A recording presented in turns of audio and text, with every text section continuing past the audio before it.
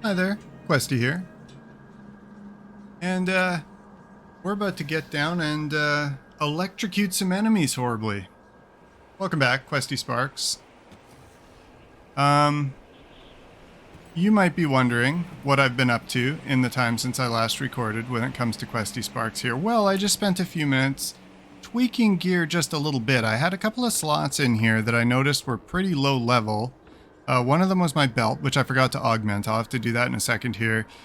So I got rid of the ancient, level 15 belt that I had there and replaced it with the Starseer's cord. You can see a little bit of electrocute and lightning there. I also replaced this. Now you'll notice there's a lot less going on there, so it looks like I might have downgraded it a bit, but we're actually bumping from about 43% added lightning damage to 126%, and similar upgrade for the electrocute. So realistically, the things that matter about this have gone up considerably. And we've also gone ahead and replaced our main hand weapon. Now this one was a little more ambiguous. In fact, I can show you what I was looking at before. This is what we had before. So this one I've actually taken a little bit of a hit on the electrocute and lightning damage. And I've lost a bunch of other stuff there. But if you look at those skills, not using any of those. So what I've done is I've sacrificed that lightning bolt 10% on attack. And I've instead switched over and taken this, which gives me still pretty good stuff. But it also gives me 2 levels of Storm Totem. So I'm keeping this other one in my inventory. If I don't like it, if I feel like it's a lateral move or a negative move, then I'll switch back. But as it stands right now, I'm thinking that this is probably going to overall be better with the fact that Storm Totem is really just doing all of the heavy lifting. And when you combine that, with the other plus levels to it, it just makes sense, right? Like the higher we can drive that level. Again, this one I also added. This replaces a ring that had a little bit of bleed damage on it and basically no elemental. So here we're picking up an additional amount of lightning damage, and we're keeping our pierce resistance max. That's a good thing. And we're kind of, replacing the lightning bolt with this sky fragment with the same proc chance. And it does quite a bit of lightning damage as well, so that's also good. Okay. So there we go. Those are the minor changes. So I'm going to go ahead and put something on my belt here because that makes sense. Let's see. Are we down anything? You know what I might do? I might take a quick look at crafting myself some anti-venom salve because that 49% poison resist, it's not the best. I will say also that 18% ether resist is not the best considering the enemies that are coming up. So what I might do is... Do I not have any? Yeah, I don't have any. I pulled my ether resist stuff onto a different character, unfortunately. So I'm not going to worry about that now. I'm just going to try to step lively and we'll see how this goes. But I am going to do a little bit of quick crafting here. Which is where? Right here. Guy's kind of hidden. Alright, so what I want is some anti-venom.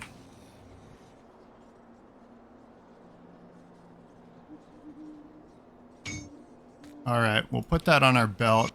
That brings us up to 69% resistance there. Okay, but let's take a look at what we've achieved overall. So if we come down here, run speed isn't max, that's okay. This is all irrelevant. It doesn't affect our skills really at all. But what we are looking for is down here in our magical damage, 640% lightning modifier. And then we want to take a look at our electrocution as well, 425%. And we don't have any electrocute duration, but once again, we're essentially a direct damage kind of build, like the totems are just doing direct damage. Now I have made one other significant change since the last time, and as you can see I have specced out down to a single point with Bloody Pox. Now the reason I still have that 1 point in there is just because we want to use it to trigger abilities off of our tree, our devotion tree. But that's it, and the rest of that is going into Shaman. As you can see, we're only 3 levels away from unlocking Stormcaller's Pact now.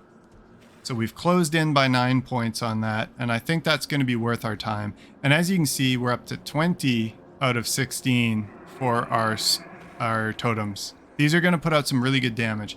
And we're going to get an immediate chance to test that. So actually, you know, we haven't even seen the full numbers yet, because if we get in here, we can take a look at electrifying our weapons. Do we have anything else that is not active right now? I don't think so. I don't think we have a whole lot of... We've got some ether clusters here too if we really get into trouble with taking damage, but we'll see how that goes. Okay, we're going to get into it. We're going to accept these quests here. We'll help you recover your supplies, sir. And that's largely it. We basically need to head over into the fort, if I remember correctly, and we're going to recover their supplies that have fallen to the ethereals. All right, let me take a quick look here. I've been playing my other characters quite a bit, so let's remember what's on the bar, and then let's get going.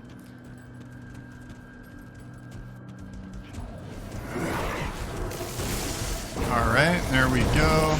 We want to remember to get as many of those totems down as we can, but the damage feels very good still. Okay, we'll get a Wendigo totem down. This guy here is about to... yeah, we don't even have time to get 3 totems down before these elites are getting blown away, basically. And that's good. I can enjoy that. Okay, let's head up into the fort here. I was actually trying out streaming the other day as well, playing a little bit of my Necromancer build. I've been doing a pure melee Necromancer and kind of enjoying that, actually.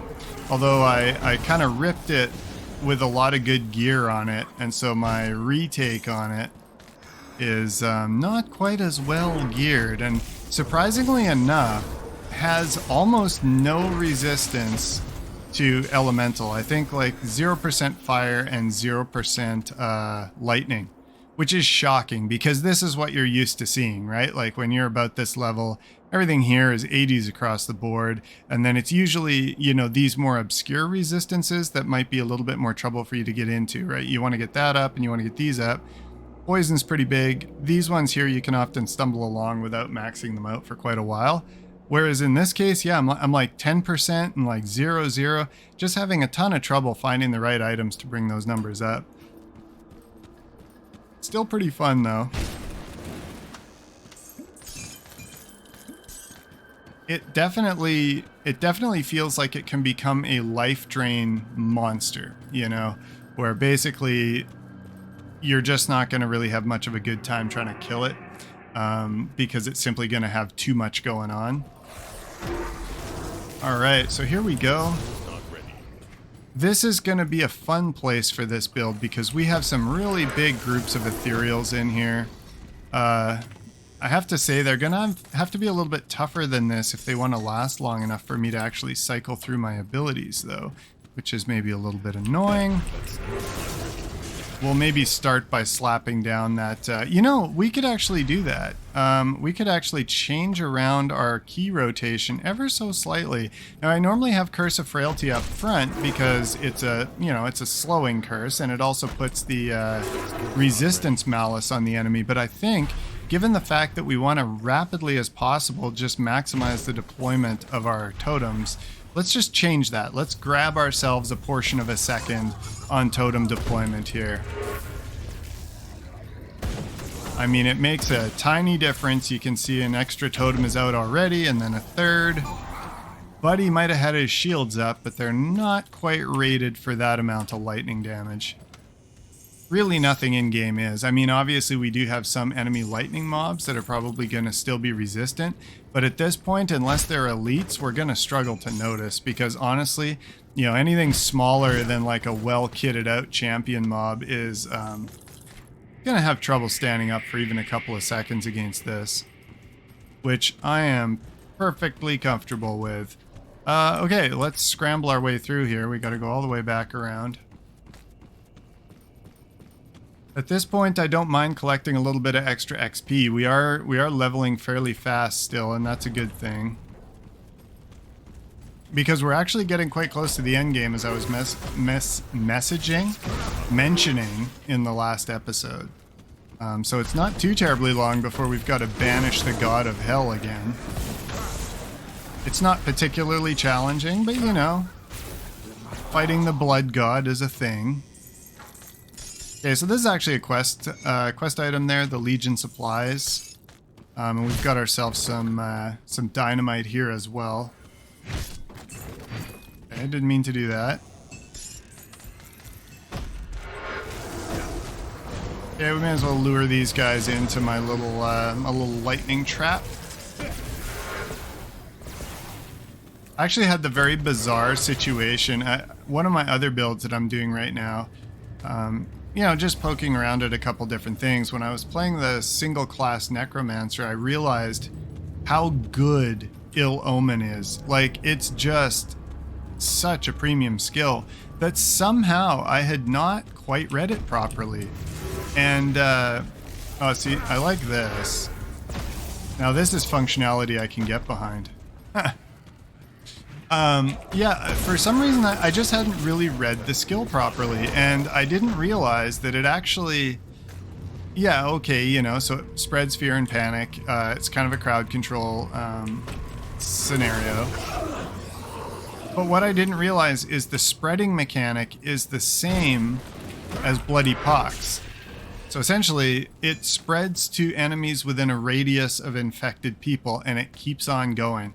So it does a little bit of vitality decay, but the big thing about it is, unlike max level Bloody Pox, which has a chance to cause confusion, which of course can lead to enemies attacking each other, or running, or stopping and staring at the wall, it 100% causes confusion. So the moment you throw that on the enemy, they will start to act erratically and become essentially, you know, much less of a threat to you overall.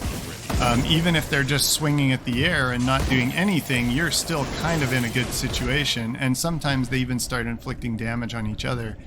It's really cool. So I thought that might combine really well with the old occultist favorite, Bloody Pox, and it turns out it actually does. Once again, it was a tough start. That one is always a little bit grim to do because you don't have a lot of basic damage, right? So you end up after a while getting into a situation where it feels like you basically just can't kill single targets, right? Like, groups are great, single targets are terrible. But I did pull over that. I think I'm at like 700 something % bleed damage. And turns out that's the threshold.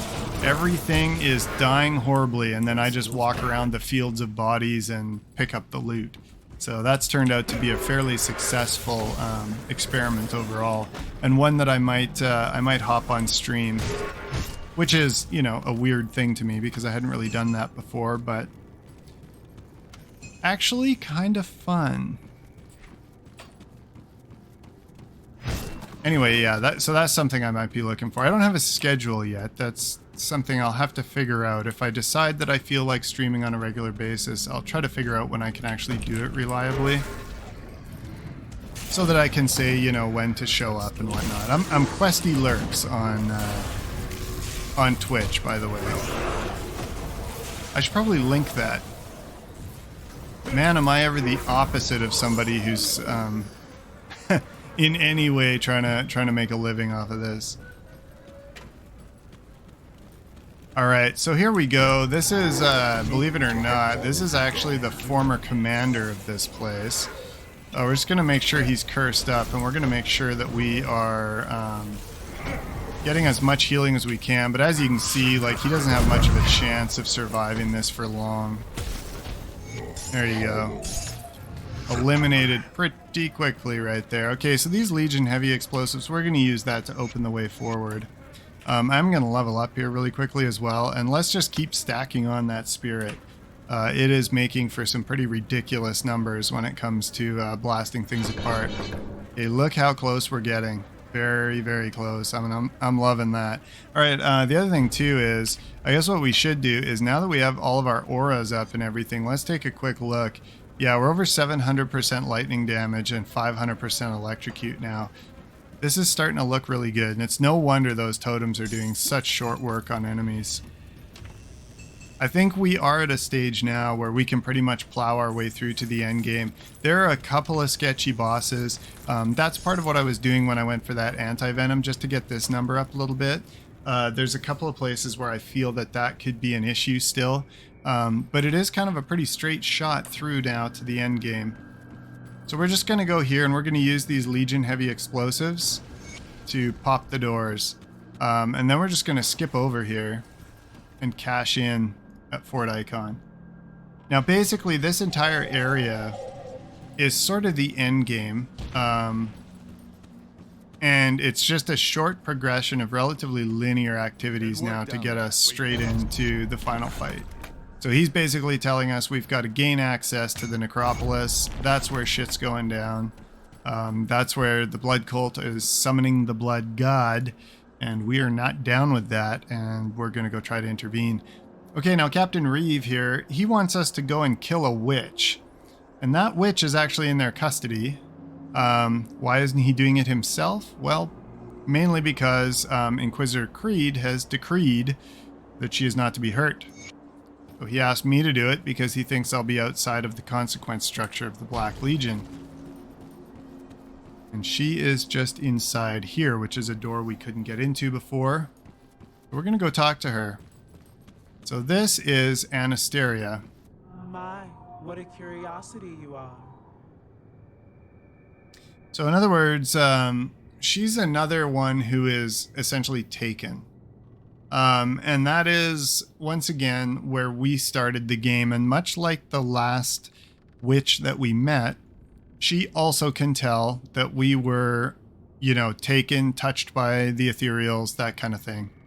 So I'll just let her know that that's what happened, confirm her suspicions. And she's basically saying, yeah, okay, you know, me too kind of thing. Or like, we have that kind of power and people fear, but, you know. So I can tell her that Captain Reeve wants her dead. She doesn't really care. If we ask her why she's under Creed's protection, she'll basically say because she's useful. And now I have the opportunity to attack her here. She's a tough opponent, but I do not want to do that. I'm going to defy Reeve and I'm going to side with her. So she is a faction that I can go ahead and rep up. So there's rewards over here. This is the Outcast faction, and basically my understanding is she's outcast from the Witch's Coven that we will come to rep in the DLC for Ashes of Malmuth. We're not really going to worry about her quest right now, but she definitely can be worth repping up. She has a couple of good reward items. Now, the alternative would be to undertake repping for Captain Reeve and the Black Legion. So we are kind of skipping on that a little bit, but I don't know. Black Legion has some okay items as well, but they're much more focused on your melee build characters, whereas we are very clearly a magic character. Okay, I'm gonna have to kite back a little bit here. These guys are the biggest danger to us, essentially, in this entire region. They have that charge attack. They'll just keep coming right at us, getting in our face. Most of these smaller, more shambly enemies are just no real concern at all. They're going to fry very quickly. But those big guys are a bit of a problem. Here's another one. See, he's very tanky, and they can get in close to me. But there you go. You can just hear those little ray guns firing. Okay, so this is the battlefront. So this is basically a very dangerous area that represents kind of this army of ethereals that is sort of surrounding Fort Icon. And of course is probably sort of occupying all of the land from here to the capital of the Empire, which I don't even know what that's called. I mean, I'm sure I could get much more into the lore than I already have and figure all that stuff out. And of course, that all leaves areas where they could potentially get involved with making future games. And I'm trying to attack these guys. They're, of course, Black Legion and are therefore immune to my nonsense. Okay, and they do want to come out here and help me, but they're probably not going to be that much use. Alright. This here, I am actually not going to bother doing. So this is where we can get... Well, actually, wait. Have we done this so far? Hang on while I just change my inventory a tiny bit. No, okay, one quick look, and I can tell that I have not started the cleansing of the Shrine of Mugdragon. And so, essentially, it is relatively meaningless for me to go in here and get the last piece of that quest, because I haven't even started it. Let's bring out our Wisp, which I was again forgetting about. And we'll just carry on. Like I say, we're close to endgame here. Possibly this next little set of episodes, today, tomorrow, and the next day, could even see us come all the way through to the end of the game. And by that, I mean the end of the original game. Obviously, you know, with games like this, and this one in particular, essentially the content is only just getting started. Okay, we've got a nice phalanx of lightning waiting for this guy. Man, that is tidy. That is really tidy. Those things are actually quite tanky. You wouldn't be able to tell it from just watching my lightning go to work on them, though. Single target versus a bunch of my turrets is not doing too well.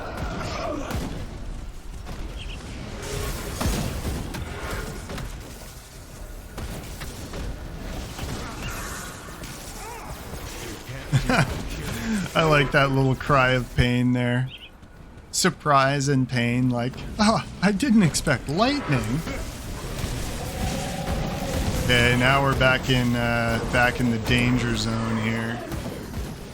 These chargy boys. Okay, these can be a little bit dangerous too, although I am just maxed out on LE resist here, so much less of a big deal for this guy.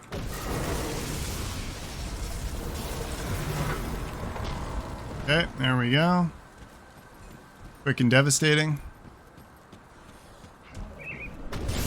I guess when you know you're going to proc a boss, like the odd occasion where you actually have an opportunity to set up before you proc it, I can probably get like 2 or 3 totems just preset so that I have those big opening salvos.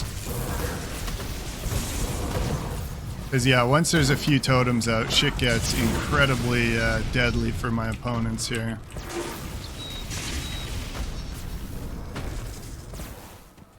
I can't do that yet. Yeah, see, this guy's probably going to get eliminated very quickly. Nice. Can't wait to see what this DPS looks like against some of the big skull bosses that are coming up.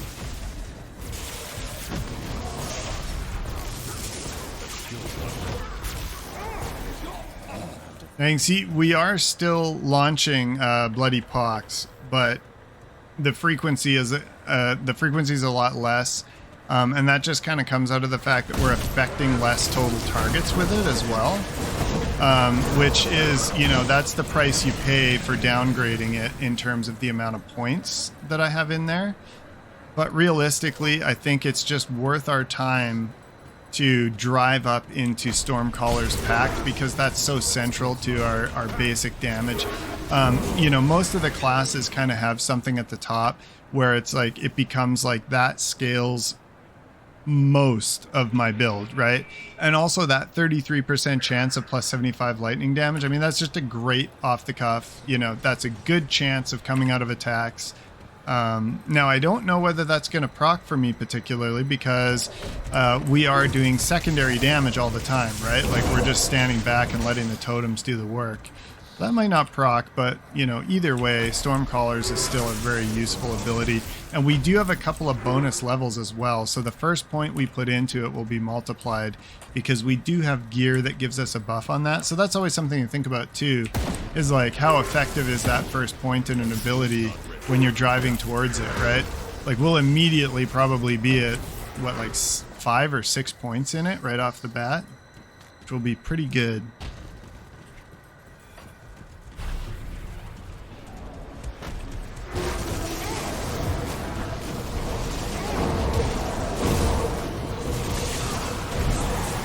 These guys are being pretty aggressive, but by the same token, not really getting much done.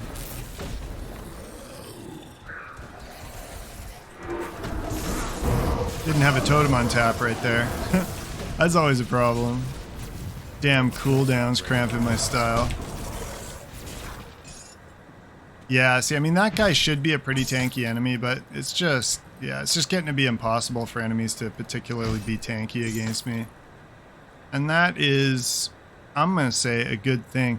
I actually like that with that enrage on it. That could come in handy at some point. Not for me, obviously, but, or not for QuestySparks here, but for other characters, perhaps.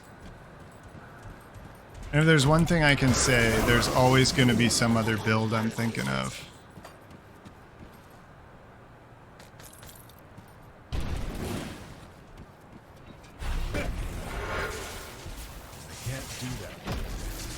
I still want to squeeze even more cooldown time out of this. There we go. Now you might wonder why I'm actually picking stuff up so much, and that's because I actually ran entirely out of iron on one of my other characters. I'd sort of upgraded gear so many times. I'd been buying the movement skill tokens and doing some crafting and stuff like that, and I got in. I went to you know, change the appearance of a new bunch of gear that I just put on, and bam, out of money.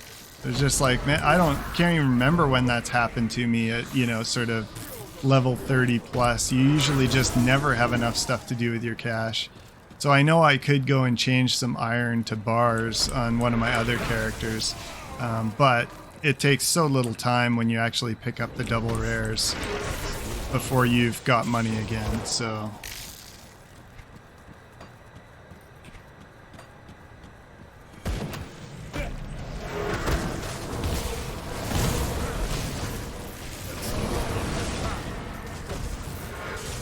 Alright, so this whole level can seem a little bit weird. You know, it kind of has that feel of like, kind of one of those levels where they just, oh, they wanted a big graveyard, so they made this dumb, like, necropolis, like City of the Dead or whatever.